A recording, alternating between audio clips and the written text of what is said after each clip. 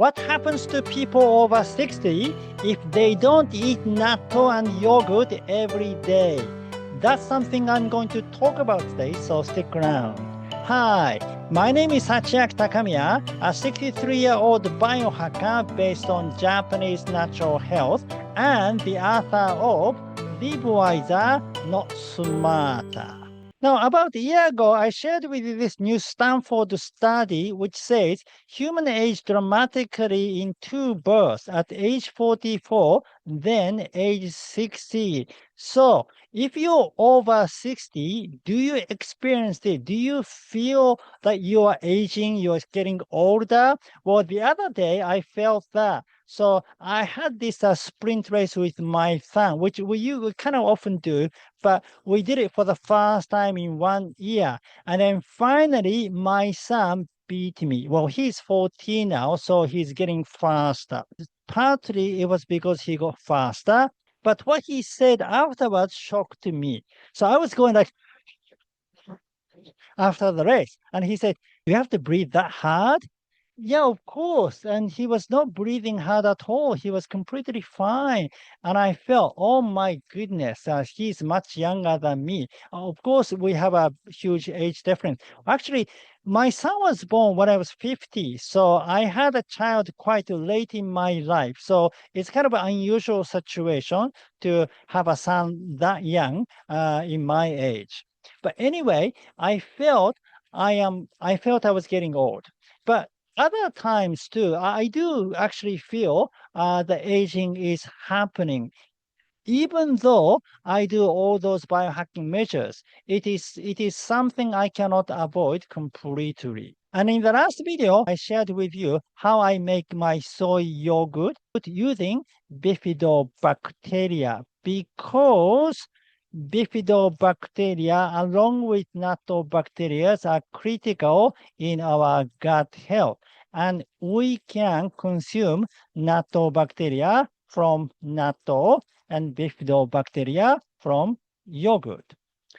But some of you may be wondering if you really need them. So what happens if you don't eat them? Do you need to take them from outside? Do you need probiotics? Can you not keep a good gut health by eating a lot of fiber? Well, it changes whether you are under 60 or over 60. So that's something I will talk about today. First, I'll share with you what natto is for those of you who don't know about natto, and then what happens if you don't get probiotics, and what function deteriorates after 60. So what function particularly deteriorates after the age 60? And finally, why do you need natto? Because this is mostly about bifidobacteria, but why do you need natto as well? So if you're interested, please watch the video until the end.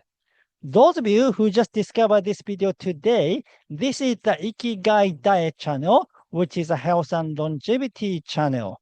We usually cover things like diet, exercise, mindset, and sometimes we cover Japanese blue zones because there are several blue zones in Japan other than Okinawa, and we cover from traditional Japanese health method to modern Japanese health trend such as chokatsu. So basically, this is a channel about how to increase health span for people over 50 or 60.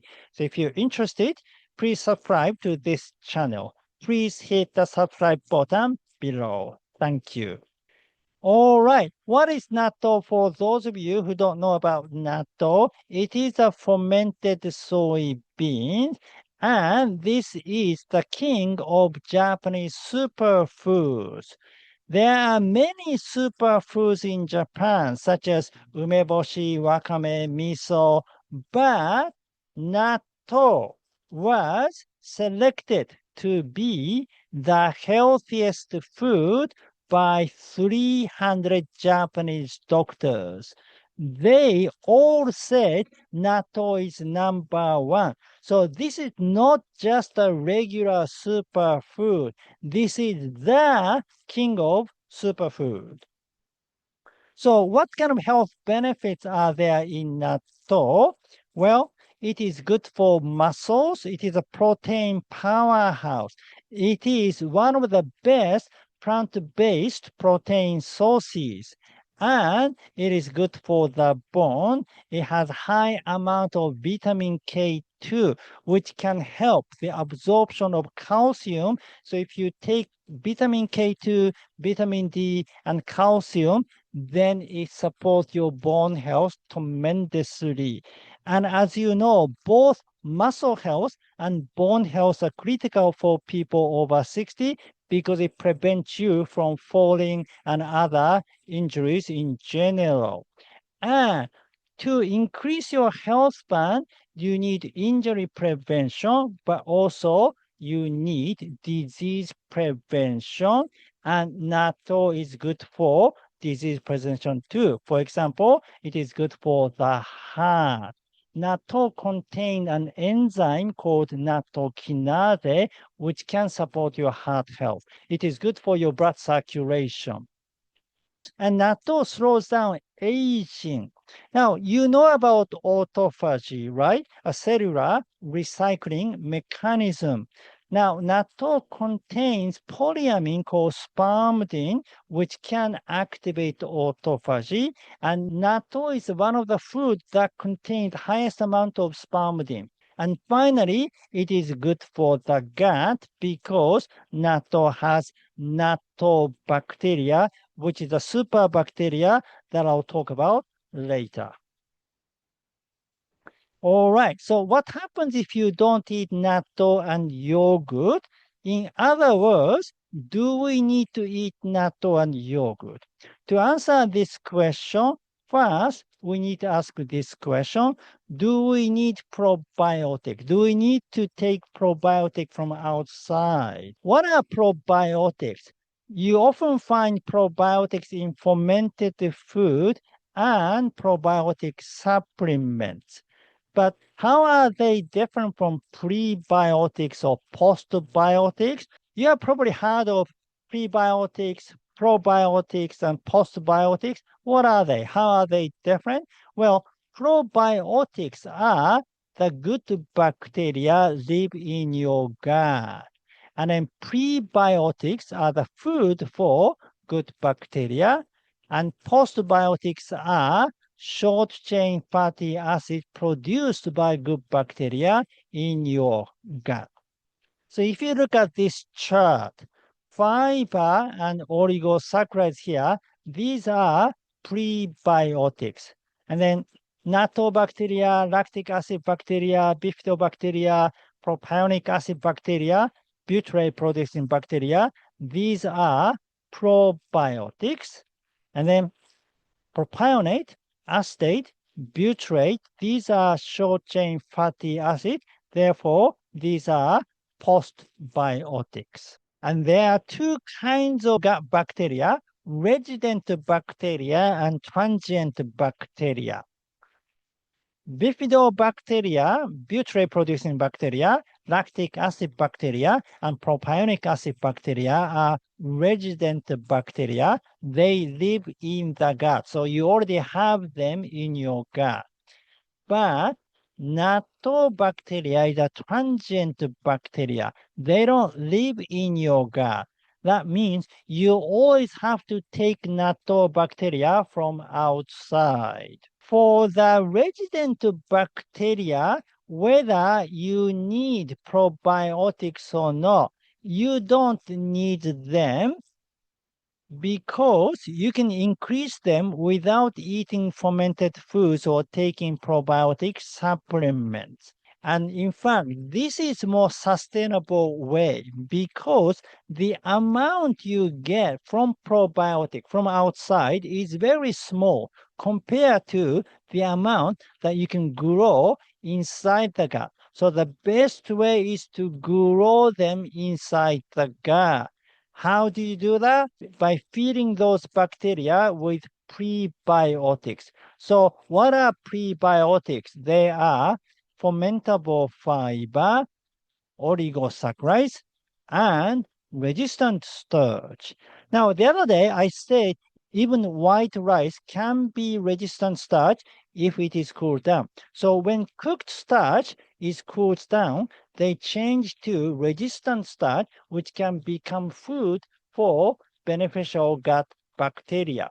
That means you don't need probiotics if you have abundant these bacteria. But if you're deficient in these bacteria, it is a different story. How can you be deficient in these bacteria? Well, if you have had a bad diet for a long time, it is possible that you are deficient in these bacteria. If you had a lot of sugary food, if you had a lot of red meat, because they can increase harmful bacteria in your gut, which in turn reduces beneficial bacteria in your gut. Or if you have taken a lot of antibiotics, that can kill many of the bacteria, including the good ones. Or through aging. Yes, aging.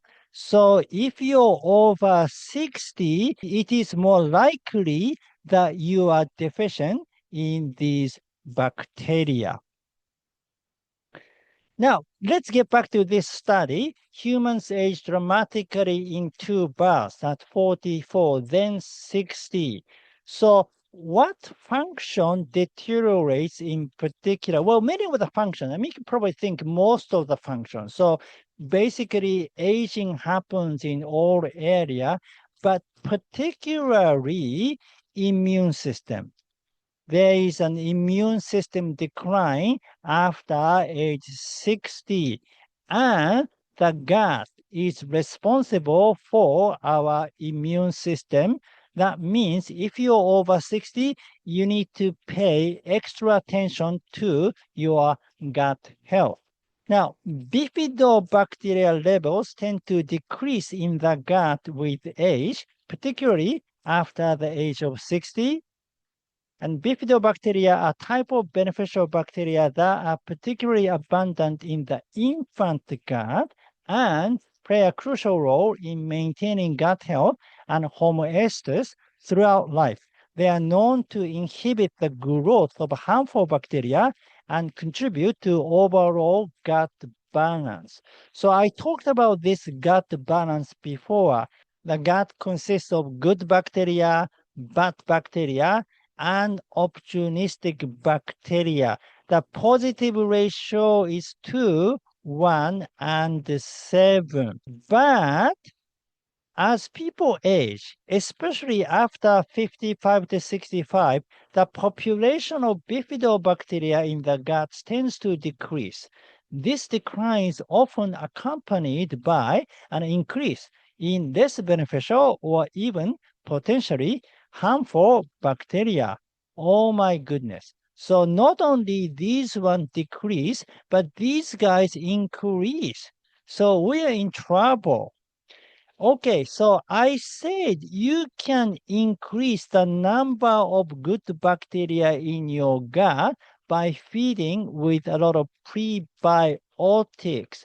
But now the bad bacteria is increasing and good ones are decreasing, it's a different story because they are constantly in a battle. So good bacteria becomes much busier now at the front line, so they may not have enough time and energy to rest and eat to grow their numbers. So you can benefit by having some reinforcement soldiers. Yes, if you take probiotics from outside, it's just like you're getting reinforcement soldiers, and they go to the front line and fight the battle for you. So that gives you some time and space to rest and feed yourself and grow your numbers. Now, there's another Stanford study. This one is done by Dr. Justin Sonnenberg and Erika Sonnenberg, and for the period of 10 weeks. So they had two groups. The first group was on a high fiber diet. The second group was high fermented food diet. Then, the end of the 10 weeks period, they compared the gut microbiome of the two groups, and the one with the fermented food group had more diversity in their gut microbiome. The caveat is if they did it longer than 10 weeks, they may have a different result. So this is just result from after 10 weeks. But anyway, it seemed to suggest that probiotics are critical. So it looks like you need both prebiotics and probiotics. And the combination of the two is called symbiotics. Okay, so how do you get bifidobacteria as probiotics? You can eat yogurt, but not all yogurts are made with bifidobacteria. So you need to check the label to find the one which says has bifidobacteria, or you can make your own using bifidobacteria like that, or this is the Japanese one. And then there's another one I found on Amazon, which is pretty similar to this one. All right, so why do you need natto then? I said you can get natto bacteria through eating natto and bifidobacteria through eating yogurt. Then I said you don't always have to eat yogurt because bifidobacteria is already in the gut. So what about natto bacteria? Don't natto bacteria live in the gut? Well, they don't. Remember, they are the transient bacteria. They don't live in the gut. So you always have to take it from outside. That means if you want to get natto bacteria, you need to eat natto. All right, so let's look at this bacterial relay one more time. In this relay, there are three runners. The first runner, the second runner, and the third runner. The first runner is a saccharifying bacteria, and natto bacteria is a well-known saccharifying bacteria. The second runners are lactic acid bacteria and bifidobacteria. The third runners are propionic acid bacteria and butyrate-producing bacteria. So first, we eat fiber and oligosaccharides. And so they can become food for lactic acid bacteria and bifidobacteria. However, they are not good at breaking them down. They cannot efficiently break them down. They need the help of the first runner. And saccharifying bacteria can break them down into sugar, which makes it easier for the second runner to consume. So using this sugar, lactic acid bacteria produce lactic acid, and using this sugar, bifidobacteria produce acetate. And then they pass the work to the third runner. So using the lactic acid, propionic acid bacteria produce propionate, and using the acetate, butyrate-producing bacteria produce butyrate. Therefore, saccharifying bacteria plays a crucial role. Yet, do you need to eat natto? And there are other food that has saccharifying bacteria? Well, unfortunately, there don't seem to be many other options. There could be, but I don't know. So natto seems to be one of the few options available.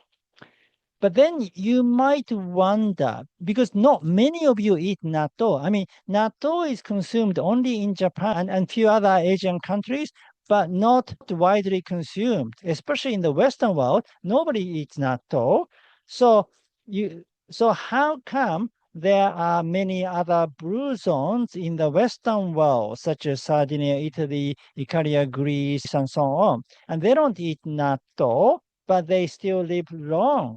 So do you really need natto? Well, the thing is there may not be many food with saccharifying bacteria, but some of the fiber may have saccharifying function. So it is possible. We don't know. We don't know for details of how these things happen. And well, first of all, I'm not an expert on gut bacteria or anything really. I'm just reporting what I have learned from other experts, basically. But even those experts don't seem to know so much about saccharifying bacteria. There is a little information on it. But looks like there could be some saccharifying function. Because otherwise it doesn't make sense. Everything should be available in nature, meaning everything should be available in your region. So I wouldn't worry too much about that. So the answer is no. You don't have to eat natto if you don't want to, or if it's not easily accessible in your region. Instead, what is important is consume mago wa yasashi koku. Diversity is the key. Diverse food from mago wa yasashi koku category, because many of the food may contain saccharifying function. So the answer is consume a wide variety of beans, wide variety of nuts and seeds, wide variety of seaweed, wide variety of vegetables, wide variety of fish, wide variety of mushrooms, wide variety of tubers, wide variety of whole grain, and wide variety of fruit. Fish doesn't contain fiber, but it has omega-3 fatty acid, which is critical for gut health, and it helps increase butyrate-producing bacteria. Having said that, let's look at the case of Kyotango, another blue zone. Now, Kyotango is not listed in the world blue zone, but in Japan, Kyotango is in a higher spotlight than Okinawa at the moment because it has 115 centenarians out of 49,517 people, which means 230 centenarians per 100,000 people. The Japanese national average is 76 centenarians. That means Kyotango has 3 times as many centenarians as the national average. What does it mean? Well, compared to the US average, which is about 25 centenarians, Kyotango has 9 times as many centenarians as the US average. So as you can see, Kyotango is incredibly long-living region. And you know what? They eat natto and yogurt on a daily basis. Yes, they do consume yogurt a lot too. About 40% of the population in Kyotango consume yogurt. Now, so this book, it's called You Can Increase Your Health Span If You Increase Butyrate-Producing Bacteria, written by Dr. Yuji Natto, a researcher of the Kyotango Longevity Cohort Study. So in this book, this guideline was introduced, which is Mago wa yasashi yo. So it's just like my Mago wa yasashi koku. So the last part, instead of koku, it changed to yo. And yo means yogurt. Now, this is based on the Kyotango centenarian. So they consume a lot of food in mago wa yasashi yo categories. And ma, they consume a lot of natto, and yo is yogurt. So natto and yogurt are part of Kyotango's diet. And natto is good anyway. Remember the health benefit? It is good for muscles, it is good for the bones, it is good for the heart, slows down aging, and good for the gut. On top of that, natto are the soybeans, therefore they contain fermentable fiber and oligosaccharides and vitamin B1, which supports the growth of butyrate-producing bacteria. Butyrate-producing bacteria. I said this word many times today, but what are they? What are butyrate-producing bacteria? Well, they are considered to be the longevity bacteria because They were discovered to be abundant in the gut of the Kyotango centenarians. So now, butyrate-producing bacteria are considered to be the key to longevity. So let's look at the chart again. Butyrate-producing bacteria is here. So what do? They produce butyrate. So it sounds like butyrate is also the key to longevity. What does butyrate do? So I checked. Then, you know what? It supports immune function. Yes, the immune function. Remember, immune system decline happens after age 60. Therefore, we definitely need butyrate. Butyrate is the one we need after 60. That is why I have natto salad and soy yogurt muesli for breakfast every day. Now, if you want to know more about natto, please read Natto Unleashed. The book contains a lot of information about the health benefits of natto, recipes, where to buy natto, DIY natto, navigating natto states, and natto hacking. And for about the diet in general, please read Live Wiser, Not Smarter, Chapter 3, The Ideal Diet to Increase Health Span. And the book contains information not only about the diet, but also about fasting, exercise, heat and cold exposure, sleep, and brain optimization. This is the comprehensive book to increase your health span. So if you're over 60, you definitely want to read this book. Okay, thank you for watching. Again, my name is Hachiaki Takamiya, the author of Live Wiser, Not Smarter. If you like this video, please give me your thumb up and subscribe to my channel. And please leave your comment. How do you take your probiotics? Thank you.